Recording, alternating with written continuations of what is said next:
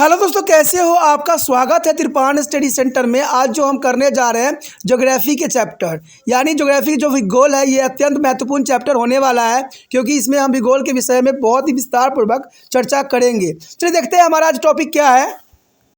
The next second A question is the most important here. Second question important here because they are defined to the monsoon. The climate is a chapter. There is the most important question here. Monsoon. What is a monsoon? Define to monsoon. The what do you understand by the break in a monsoon?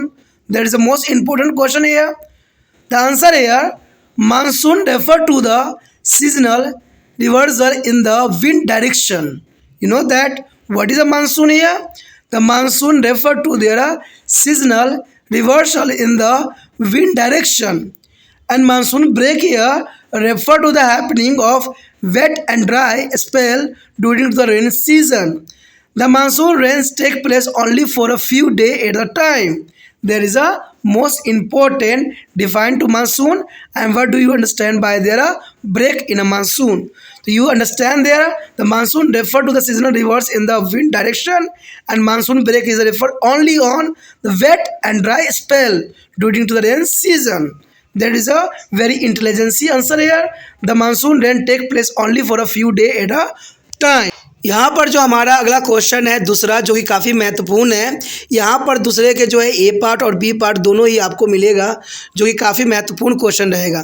देखिए ये question छोटा है, लेकिन कहते हैं ये इसमें बहुत ही गुण जो है समाहित है, क्योंकि जैसे जलवायु हम चैप्टर कर रहे हैं उसके अंतर्गत अगर मानसून के बारे में बात हम ना करें तो ये अधूरी बात रहेगी। तो सबसे पहली बात तो है मानसून को परिभाषित कीजिए, मानसून होती क्या है। कहते हैं मानसून में विराम या ब्रेक से आप क्या समझते हैं। तो ये काफ़ी महत्वपूर्ण क्वेश्चन होगा कि ब्रेक कैसे होती है मानसून। तो ये काफ़ी महत्वपूर्ण यहाँ पर क्वेश्चन था जिसको हम डिस्कस करने जा रहे हैं। अगर हम बात करें मानसून की हवाओं की दिशा में जो मौसमी उलटफेर को संदर्भ करता है, यानी मानसून हवा की दिशा में जो है मौसमी उलटफेर को संदर्भ करता है। और मानसून ब्रेक यानी बारिश के मौसम के दौरान गीले और सूखे दौरों के होने के संदर्भ करता है। यानी मानसून ब्रेक का अर्थ यही होता है दोस्तों कि ये गीले और सूखे दौरों के जो है होने के संदर्भ को व्यक्त करता है। मानसून वर्षा का समय में केवल एक दिनों के लिए होता है, यानी देखा जाए तो मानसूनी वर्षा एक समय में केवल कुछ ही दिनों के लिए ही होता है। यानी आपने देखा होगा कि जो अगस्त सितंबर के आसपास जो होता है कुछ समय के लिए बरसात जो होती है 2-3 दिन के लिए ठहर जाती है, तो उसे ही मानसून हम कहते हैं। और मानसून का मतलब यही होता है कि गीले और सूखे के दौर स्टार्ट हो जाते हैं। यानी मानसून विराम का अर्थ होता है, ब्रेक का मतलब होता है कि सूखे और गीले जो है गीले और सूखे का दौर जो है आरंभ हो जाती है। तो ये क्वेश्चन कई मायने में जो एग्ज़ाम व्यू से बहुत इम्पोर्टेंट है। अब देखिए इसका जो है बी पार्ट में क्या है देखते हैं। तो our B part is the second question here. Why is the monsoon considered is a unifying of bond? There is a most important question for the NCERT chapter. Then why is the monsoon considered as a unifying of bond? There is an important here. The answer here, although there is a wild variation in the weather pattern across the India, the monsoon bearing some unifying influence on India. The India is a landscape. It's a flora and fauna. There is India is a landscape. It is a flora and fauna, etc. are the highly influenced by the monsoon. The entire agriculture calendar in India is governed by their monsoon. Most of the festivals in India are relative to the agriculture cycle. The festival may be known now by the different name and different part of the country, but their celebration is decided by the monsoon. There is an important point here. The monsoon considered is an influence bond is important. There is India has a different types of flora and fauna, and there is a monsoon is influenced by the monsoon. The anti-agriculture calendar in India is governed by the monsoon. Most of the festivals in India are related to the agriculture cycle, and this festival is maybe known by the different name in different part of country, but there is a celebration in the decided by the monsoon. यहाँ पर जो दूसरे का B part है काफ़ी महत्वपूर्ण question है कि मानसून को जोड़ने वाला बंधन क्यों माना जाता है, यानी मानसून को जोड़ने वाला बंधन माना क्यों जाता है। देखिए ये क्वेश्चन काफ़ी महत्वपूर्ण बात इसलिए भी रखता है क्योंकि ज़रूरी भी है कि मानसून देखिए बहुत चीज़ों के जोड़ता है और मानसून के आगमन के कारण ही कहते हैं कई जीव जंतु पेड़ पौधों का जो है जीवन एक नया रूप धारण कर लेता है। तो देखा जाए तो मानसून को जोड़ने वाला बंधन कहना कई मायने में इम्पोर्टेंट रहेगा। अगर हम आंसर की बात करें तो साफ क्लियर कर देता है कि हालांकि पूरे भारत में जो है मौसम के पैटर्न में व्यापक विशेषताएं होती है, यानी विविधताएं देखने को मिलती है। क्योंकि भारत में आप देखोगे मौसम के पैटर्न तो काफ़ी आप कंफ्यूज हो जाओगे, क्योंकि यहाँ पर कहीं बरसात हो रही होती है तो कहीं गर्मी पड़ रही होती है तो कहीं सर्दी हो रहा होता है। तो देखा जाए तो भारत के मानसून पैटर्न जो है व्यापक विविधताएं पाई जाती है। मानसून भारत पर कुछ एकीकृत प्रभाव लाता है, यानी देखा जाए तो मानसून भारत पर कुछ एकीकृत प्रभाव लाता है। भारतीय परिदृश्य इसकी वनस्पति और जीव आदि मानसून से अधिक प्रभावित होते हैं। यानी बात अगर हम करें भारतीय परिदृश्य में जो फ्लोरा फना की यानी वनस्पति और जीव की बात करें तो मानसून से सबसे अधिक प्रभावित होते हैं, क्योंकि ये जीव जंतु जो होते हैं नेचर में रहते हैं और मानसून से काफ़ी प्रभावित होते हैं। कहते हैं भारत में संपूर्ण कृषि कैलेंडर मानसून द्वारा शामिल होता है। यानी भारत में संपूर्ण कृषि अगर देखा जाए तो मानसून पे ही आधारित होती है।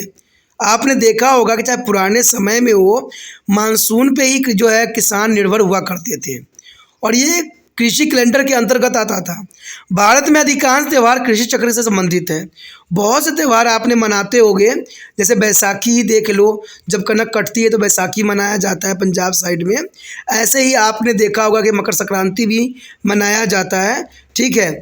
उसी तरह से जो है बहुत देशों में मकर संक्रांति को कई कई रूपों में जो है यहाँ जाना जाता है, तो इसमें कोई दो राय नहीं है। पंजाब साइड चले जाओगे तो लोहड़ी के नाम से जाना जाता है।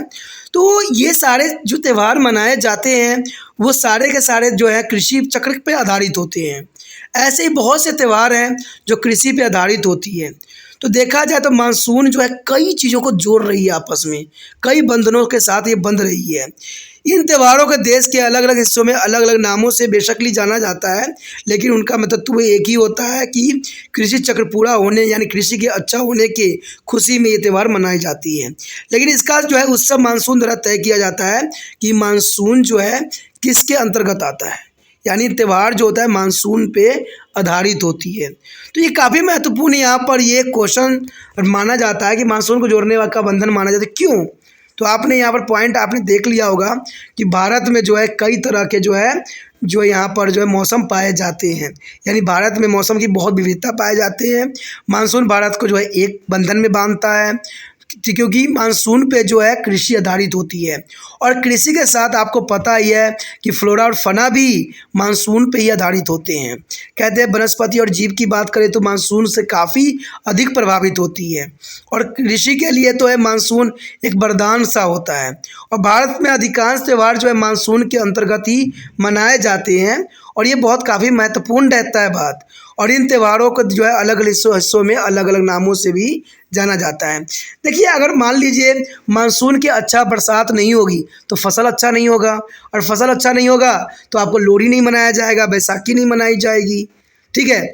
तो ये देखा जाए तो मानसून के पैटर्न पे भी सारे त्यौहार जो है डिपेंडेबल होते हैं, चाहे वो लोहड़ी हो, चाहे आप उसको मकर संक्रांति कह दो, चाहे आप बैसाखी कहो।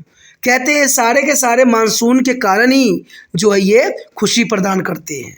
यानी मानसून अच्छे नहीं आएंगे तो ये त्यौहार भी लोग नहीं मनाएंगे। जब उनके फसल ही अच्छे नहीं होंगे तो त्यौहार मनाने का तो यहाँ पर कोई कारण बनता ही नहीं है। तो आप समझ गए होंगे कि मानसून के कारण ही कई त्यौहार जो है बंधनों में जुड़े हुए हैं। तो ये क्वेश्चन कई मानने में दोनों क्वेश्चन जो थे काफ़ी महत्वपूर्ण थे एग्ज़ाम व्यू से, ठीक है। और ये ज़रूर क्वेश्चन जो है आपको एग्ज़ाम की तैयारी में करना चाहिए और ज़रूरी भी है, ठीक है। अगर ये क्वेश्चन आपको अच्छे समझ में आ गया तो आपको एक और कार्य करना है जिसको आपने भूलना नहीं है। जितना हो सके इस वीडियो को जो है अपने दोस्तों के साथ शेयर करना है, जिससे उनको भी इस वीडियो का फ़ायदा हो सके। साथ में अगर पहली बार वीडियो देख रहे थे तो चैनल को सब्सक्राइब करके मोबाइल में सेव कर लीजिए, क्योंकि आपको पता है कि अगर आप 9th क्लास में हो तो 10th क्लास में भी आप जाओगे और वहाँ पर 10th क्लास के लिए बहुत कुछ तिरपान स्टडी सेंटर में उपलब्ध है, ठीक है। तो इसलिए जो है जितना हो सके मोबाइल में सेव करके रखना ही समझदारी रहेगा।